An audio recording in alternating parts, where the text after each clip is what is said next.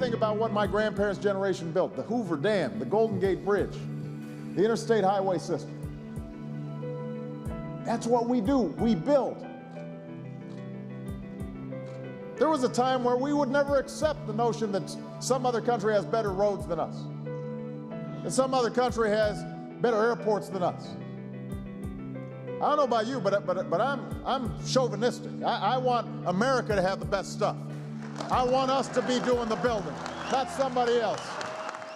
You have an opportunity to get to know me best by looking at my record as governor. I'm pretty proud of a very conservative record, and that record I think will stand up to that of virtually anybody else running in this race. You failed as the governor of Massachusetts. If Mitt Romney's an economic heavyweight, we're in trouble, because he was 47th out of 50 in job creation in the state of Massachusetts when he was governor. He ended up third from the bottom in job creation. We created more jobs in the last 3 months in Texas than he created in 4 years in Massachusetts. And while the rest of the country was losing 7% of the manufacturing jobs while he was governor, 14% of the manufacturing jobs left the state of Massachusetts. The whole discussion around this campaign is going to be job creation. How can you win that debate given your background? If people want to know what I stand for, they can look at my record as governor.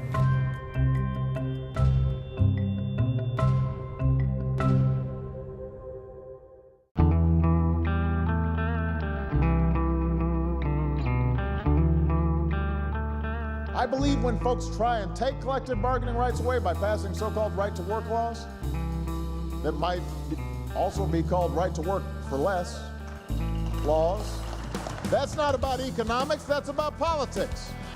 That's why we've reversed harmful decisions designed to undermine those rights. That's why we passed the Fair Pay Act to help stop pay discrimination. That's why we supported Davis-Bacon. That's why we reversed the ban on project labor agreements, because we believe in those things as part of a strategy to rebuild America.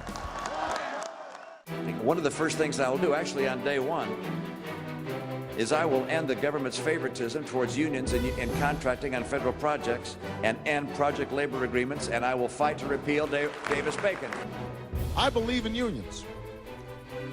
I believe in unions because if you look at the history of this country, things we take for granted: 40-hour work week, minimum wage, overtime, health care benefits, paid leave, paid child labor laws.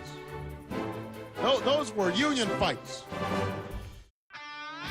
Romney has taken every opportunity he can all of a sudden to start bashing the labor unions out there. Here are a few of his recent jabs.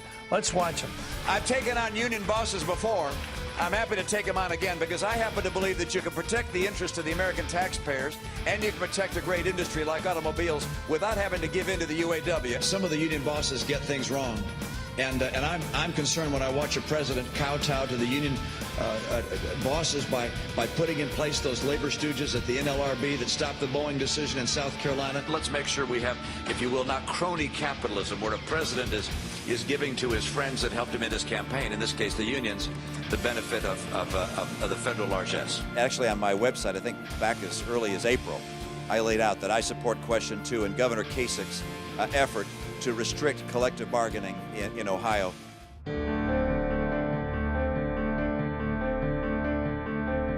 What's the better way to make our economy stronger?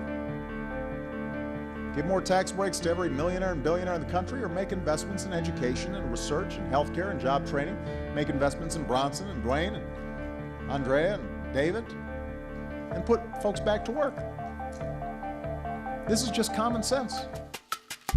I like being able to fire people who provide services to me. Yeah, I'm also unemployed.